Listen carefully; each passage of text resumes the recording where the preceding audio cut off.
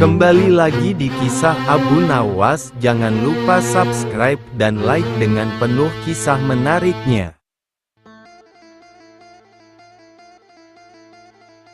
Diusir dari kota. Mimpi buruk yang dialami Baginda Raja Harun al-Rasyid tadi malam menyebabkan Abu Nawas diusir dari negeri kelahirannya sendiri. Abu Nawas tidak berdaya. Bagaimanapun dia harus segera menyingkir meninggalkan negerinya tercinta hanya karena mimpi. Masih jelas terngiang-ngiang kata-kata Baginda Raja di telinga Abu Nawas.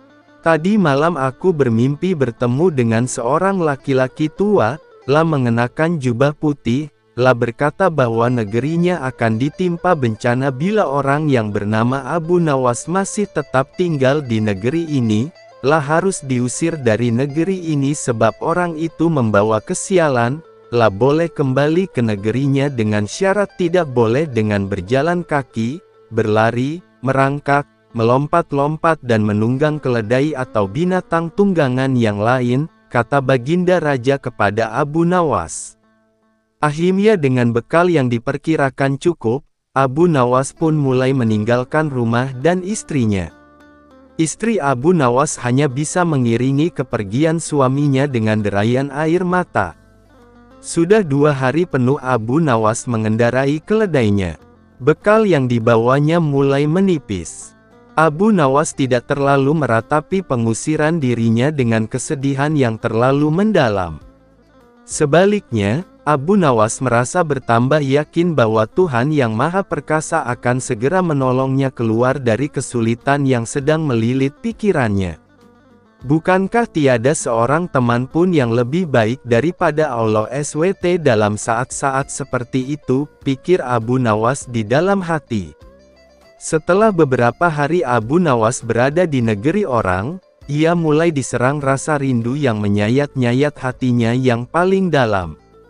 Rasa rindu itu makin lama makin menderu-deru seperti dinginnya jam harir, sulit untuk dibendung. Memang, tak ada jalan keluar yang lebih baik daripada berpikir, apakah dengan akal harus melepaskan diri? Apakah aku akan meminta bantuan orang lain dengan cara menggendongku dari negeri ini sampai ke istana Baginda? Tidak akan ada seorang pun yang sanggup melakukannya. Aku harus bisa menolong diriku sendiri tanpa melibatkan orang lain, pikir Abu Nawas. Pada hari ke-19, Abu Nawas tidak lagi mengindahkan larangan Baginda Raja Harun al-Rasyid.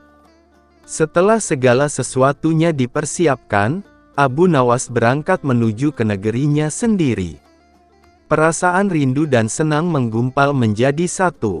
Kerinduan yang selama ini melecut-lecut semakin menggila karena Abu Nawas tahu sudah semakin dekat dengan kampung halaman. Mengetahui Abu Nawas bisa pulang kembali, penduduk negeri gembira. Desas-desus tentang kembalinya Abu Nawas segera menyebar secepat bau semerbak bunga yang menyerbu hidung. Kabar kepulangan Abu Nawas juga sampai ke telinga Baginda Raja Harun al-Rasyid. Baginda juga merasa gembira mendengar berita itu, tetapi dengan alasan yang sama sekali berbeda. Rakyat gembira melihat Abu Nawas pulang kembali karena mereka mencintainya, sedangkan Baginda Raja gembira mendengar Abu Nawas pulang kembali karena beliau merasa yakin kali ini pasti Abu Nawas tidak akan bisa mengelak dari hukuman. Namun Baginda amat kecewa dan merasa terpukul melihat cara Abu Nawas pulang ke negerinya. Baginda sama sekali tidak pernah membayangkan kalau Abu Nawas ternyata pulang dengan cara bergelayut di bawah perut keledai, sehingga Abu Nawas terlepas dari sanksi hukuman yang akan bergelayut di bawah perut keledai, sehingga Abu Nawas terlepas dari sanksi hukuman yang akan dijatuhkan karena memang tidak bisa dikatakan telah melanggar larangan Baginda Raja, karena Abu Nawas tidak mengendarai keledai. Hadiah dari mimpi. Keesokan paginya, matahari Baghdad memancar hangat dari balik menara masjid. Udara membawa aroma roti yang baru keluar dari tungku. Suara ayam berkokok bersahut-sahutan dengan derit roda gerobak. Abu Nawas berjalan perlahan di jalan berbatu sambil membawa tongkat kayu dan kantong kecil berisi air. Bajunya sederhana, jubah lusuh warna krem, tapi wajahnya berseri-seri seperti orang yang baru saja mendapat berita gembira. La berhenti di depan kios Hasan, sahabat lamanya yang menjual kurma dan buah kering. Hasan adalah pria gemuk berhati baik, selalu tersenyum meski sibuk melayani pembeli. "Assalamualaikum, Hasan," seru Abu Nawas sambil melambaikan tangan. "Waalaikumsalam, Abu Nawas. Wah, kau datang juga. Sudah makan pagi?" tanya Hasan sambil menimbang kurma. "Sudah," jawab Abu Nawas ringan, "aku makan kambing panggang, nasi kebuli, dan susu segar." Hasan menghentikan timbangannya, menatap heran. "Dari mana kau dapat makanan mewah seperti itu? Bukankah semalam kau bilang tidak punya apapun untuk dimakan?" Abu Nawas tersenyum, "Aku mendapatnya dalam mimpi." Hasan terdiam sebentar, lalu tertawa kecil. "Ah, Abu Nawas, hanya kau yang bisa kenyang karena mimpi. Tapi andai semua orang bisa begitu, tak akan ada orang miskin di Baghdad." Orang-orang di sekitar pasar yang mendengar itu mulai mendekat, penasaran. Di pasar itu, kabar sekecil apapun bisa menjadi hiburan. Salah satu dari mereka, Hamid, seorang pedagang kaya yang sombong, ikut tertawa keras. Bajunya dari sutra biru, tangannya penuh cincin emas. "Abu Nawas," serunya lantang, "kau benar-benar pandai membuat lelucon. Kalau begitu, aku juga akan mengirim hadiah untukmu lewat mimpi malam nanti." Orang-orang tertawa mendengar kata-kata itu. Namun Abu Nawas hanya mengangguk tenang. "Silakan, Tuan Hamid. Aku akan menunggu hadiahmu dengan sabar." "Baiklah," kata Hamid dengan nada mengejek. "Kau tunggulah hadiahku dalam mimpi, dan jangan harap aku akan memberimu apapun di dunia nyata." Abu Nawas tersenyum bijak, "Tak apa. Kadang hadiah terbaik datang dari hal yang tidak nyata asal hati kita tulus." Para pedagang lain saling pandang. Ada yang geli, ada yang kagum dengan ketenangan Abu Nawas. Setelah itu, Abu Nawas membantu Hasan membereskan kurma, sambil menghibur anak-anak kecil yang bermain di sekitar lapak. "La bercanda, siapa yang bisa menebak berapa biji kurma dalam tangan ini? Akan aku beri, doa agar mimpinya malam ini manis." Anak-anak tertawa riang, dan suasana pasar pun semakin hidup. Sementara itu, Hamid pergi dengan wajah menahan tawa, merasa yakin bahwa besok ia akan menertawakan Abu Nawas lagi. Malam pun datang. Langit Baghdad tampak indah, dihiasi ribuan bintang yang berkelip seperti mutiara. Suara azan Isya bergema dari menara masjid di kejauhan, menyatu dengan angin lembut yang bertiup dari padang pasir. Abu Nawas duduk di depan rumahnya sambil memandangi bulan. Di tangannya ada secangkir teh hangat yang ia dapat dari Hasan sore tadi. "Ah, malam yang tenang," gumamnya. "Semoga Tuan Hamid benar-benar mengirim hadiah lewat mimpi. Siapa tahu kali ini bukan kambing panggang, tapi kuda putih." La tertawa kecil sendirian, lalu masuk ke rumah. La menulis di papan kecil dari kayu bekas. "Mimpi adalah tamu. Jika datang, sambutlah dengan senyum, bukan keluh." Setelah itu, ia menyalakan lampu minyak, membuka Al-Quran, dan membaca pelan hingga suasana rumah terasa damai. Sebelum tidur, ia berdoa, "Ya Allah, jika Engkau beri aku mimpi malam ini, jadikanlah mimpi itu pelajaran, bukan sekadar hiburan." Abu Nawas lalu tertidur dengan senyum di wajahnya. Sementara itu, di rumah besar Hamid, suasana jauh berbeda. Rumahnya dipenuhi lentera emas dan kain sutra. Meja makannya penuh makanan lezat. Namun hatinya tidak setenang Abu Nawas. Hamid berbicara pada istrinya, Laila, yang sedang menyiapkan teh. Laila, malam ini aku akan mengirim hadiah untuk Abu Nawas lewat mimpi. Aku ingin lihat wajah bodohnya besok ketika datang menagih sesuatu yang tak ada. Istrinya tersenyum kecil, hati-hati, suamiku. Orang seperti Abu Nawas sering membuat orang sombong jadi bahan pelajaran. Touch, dia hanya penghibur jalanan, kata Hamid meremehkan. Setelah makan malam, Hamid pergi tidur lebih awal, bahkan memerintahkan pelayannya memadamkan semua lampu agar tidurnya lelap. Dalam hati ia berkata, baiklah, aku akan bermimpi memberi Abu Nawas sekantong emas. Lihat nanti, betapa lucunya dia menagihnya besok. Namun malam tak berjalan seperti rencananya. Dalam tidurnya, Hamid justru bermimpi aneh, berada di ladang luas dan dikejar ayam gemuk berwarna emas. Ayam itu berkokok tanpa henti sambil berkata, hadiahmu tidak nyata, hadiahmu tidak nyata. Hamid lari ketakutan, terjatuh di lumpur, lalu terbangun dengan wajah berkeringat dan napas terengah-engah. Ya Allah, mimpi apa ini? Serunya. Menatap sekeliling, rumahnya sepi, hanya suara jangkrik di luar jendela. Istrinya yang terbangun berkata, nah, sudah ku bilang, jangan main-main dengan orang saleh seperti Abu Nawas. Tapi Hamid tidak menjawab, hanya menutup selimutnya, merasa kesal, dan mencoba tidur lagi kali ini tanpa niat mengirim hadiah apapun. Keesokan paginya, matahari belum tinggi ketika terdengar ketukan di pintu rumah Hamid. Tok, tok, tok. Siapa pagi-pagi begini? Gumamnya. Ketika pintu dibuka, tampak Abu Nawas berdiri sambil membawa panci kosong dan senyum ramah.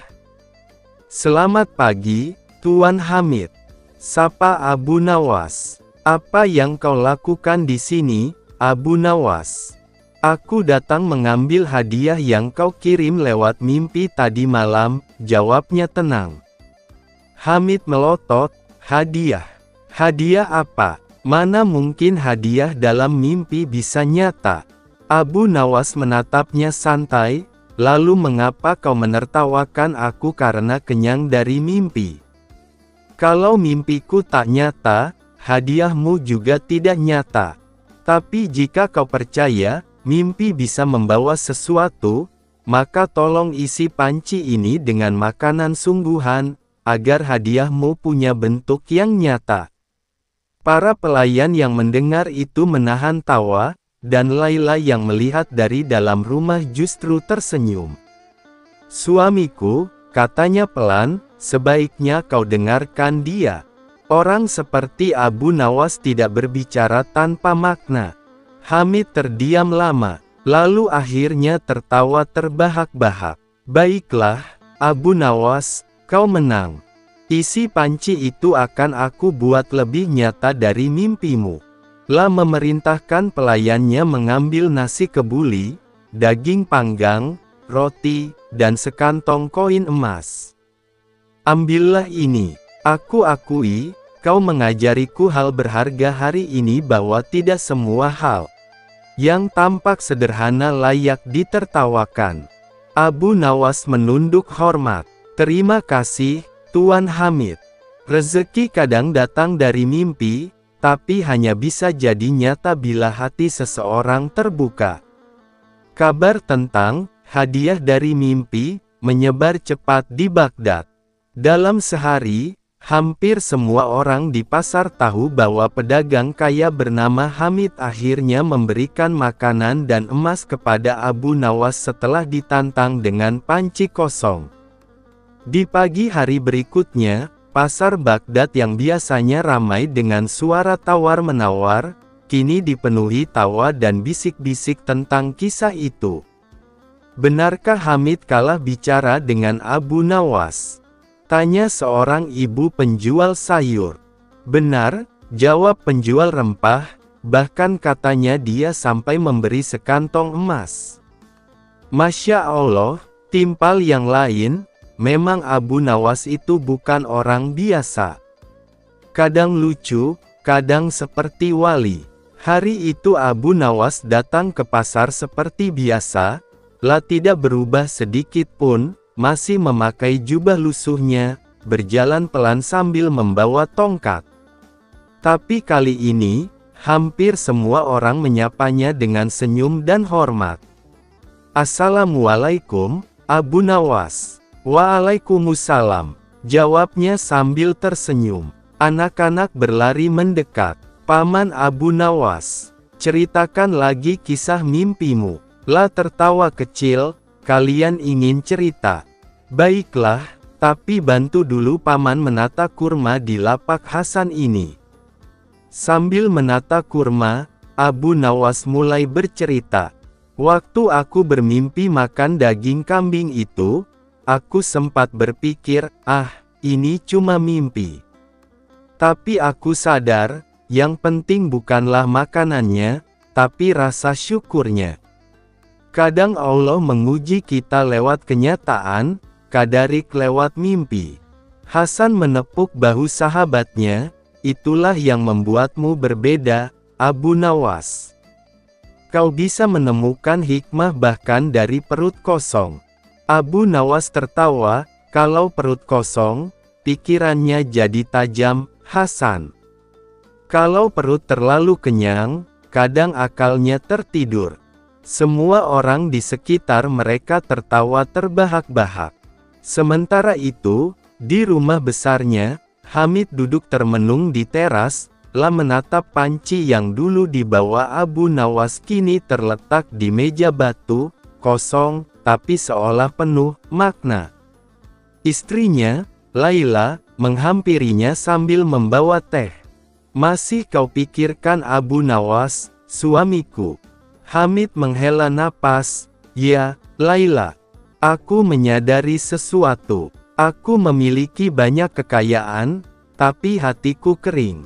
Sementara Abu Nawas tak punya apa-apa, tapi hidupnya terasa lapang."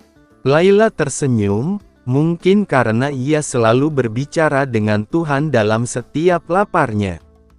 Hamid mengangguk pelan. "Benar, mulai hari ini, aku ingin belajar darinya. Aku akan memberi sebagian hartaku untuk orang miskin di pasar." Dan benar saja hari itu Hamid memerintahkan pelayannya untuk membagikan roti dan buah kepada fakir miskin, bahkan datang ke kios Hasan dan membeli dagangan Abu Nawas 2 kali lipat dari harga biasa.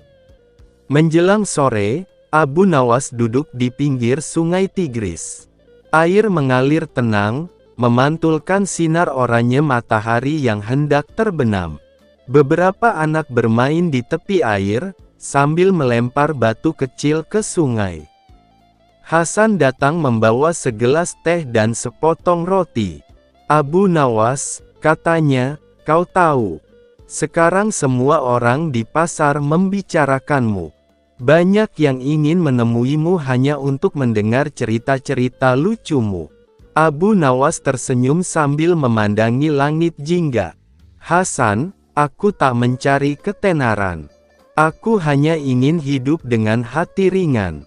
Dunia ini sudah cukup berat kalau bisa membuat orang tertawa dan berpikir, itu sudah seperti ibadah bagiku." Meneguk teh hangat itu pelan. Angin sore berhembus lembut, membawa aroma debu dan rempah dari pasar. Abu Nawas dan kasus kambing bicara di Baghdad. Pagi hari di Baghdad selalu ramai, tetapi pagi itu lebih riuh dari biasanya. Para pedagang berbisik-bisik, beberapa ibu-ibu tampak ketakutan, sementara anak-anak berlari sambil meneriakkan sesuatu yang aneh.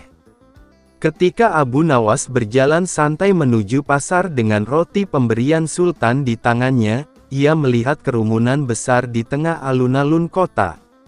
Ia mengernyit, memiringkan sorbannya, dan bertanya kepada seorang lelaki tua, "Ada apa ini?" Baghdad biasanya ramai, tapi ini seperti pasar yang dipenuhi gosip.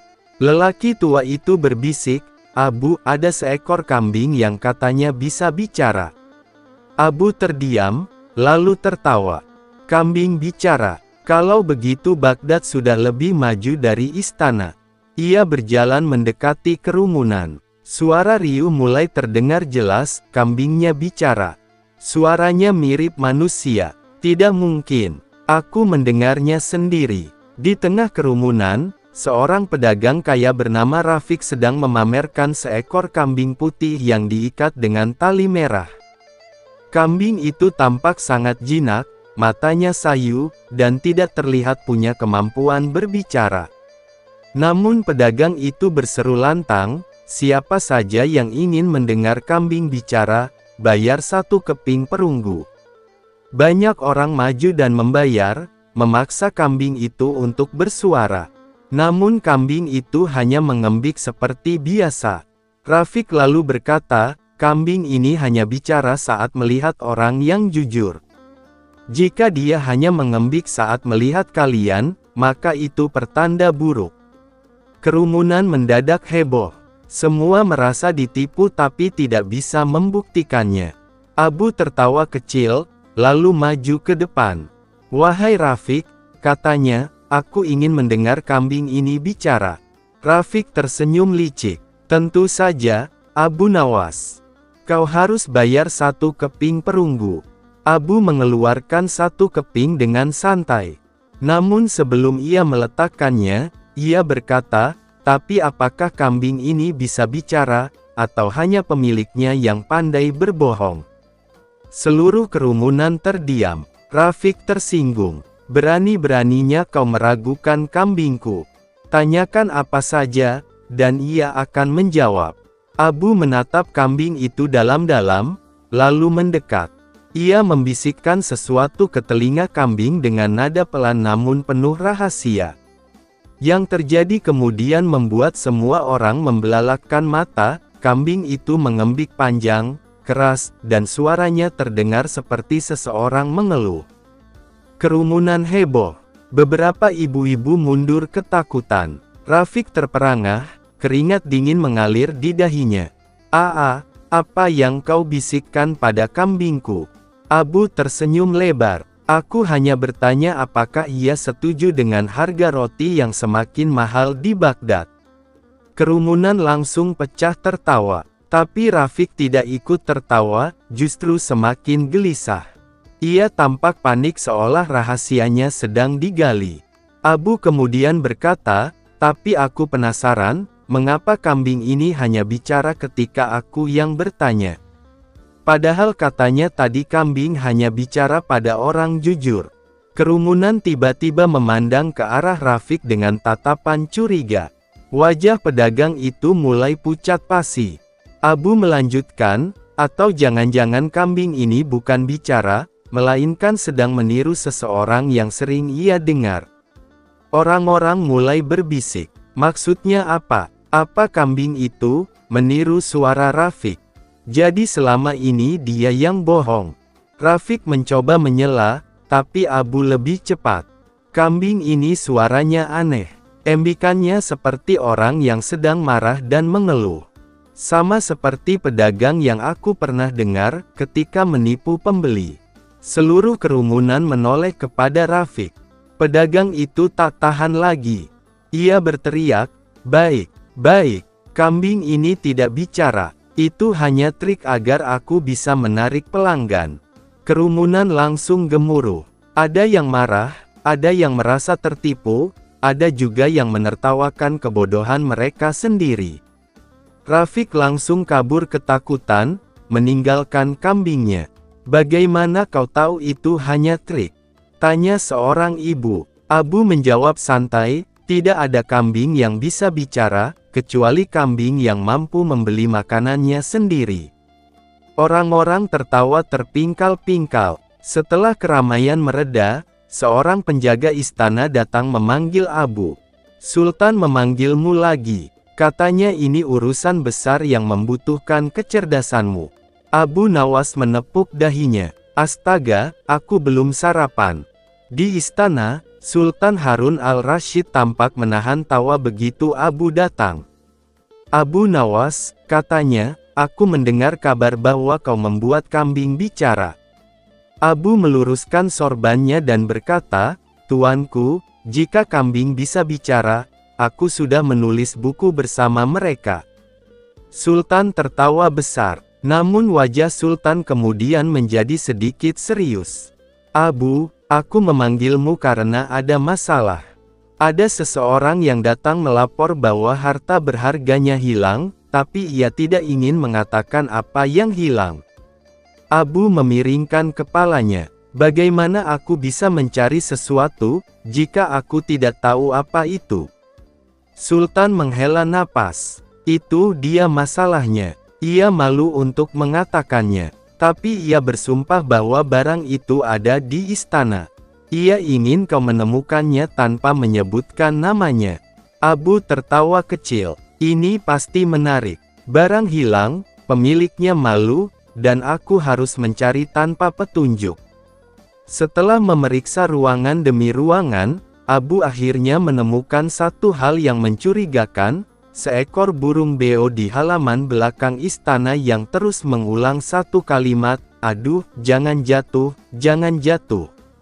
Abu tersenyum penuh arti. Ah, sepertinya aku tahu siapa pemilik barang hilang itu. Ia kembali ke hadapan Sultan. Tuanku, yang hilang adalah sepatu emas kecil. Sultan terkejut. Bagaimana kau tahu? Abu menunjuk burung beo di halaman. Burung itu tidak pernah berbohong. Ia hanya meniru, dan kalimat yang ia tirukan biasanya berasal dari orang terdekat. Jika ia berkata, jangan jatuh, itu pasti berasal dari seseorang yang sedang memakai sepatu licin yang baru.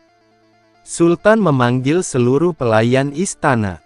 Salah satu pelayan perempuan langsung panik dan mengaku bahwa sepatunya tergelincir ke kolam ikan istana.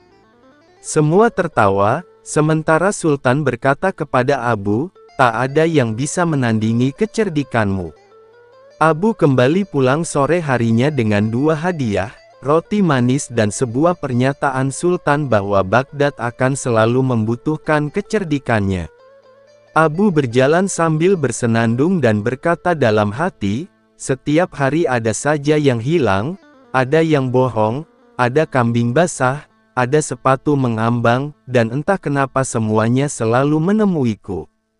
Ia tersenyum. Hari panjang itu berakhir dengan tawa, dan ia tahu, besok pasti akan ada kasus baru lagi yang aneh, lucu, dan penuh kejadian tak terduga.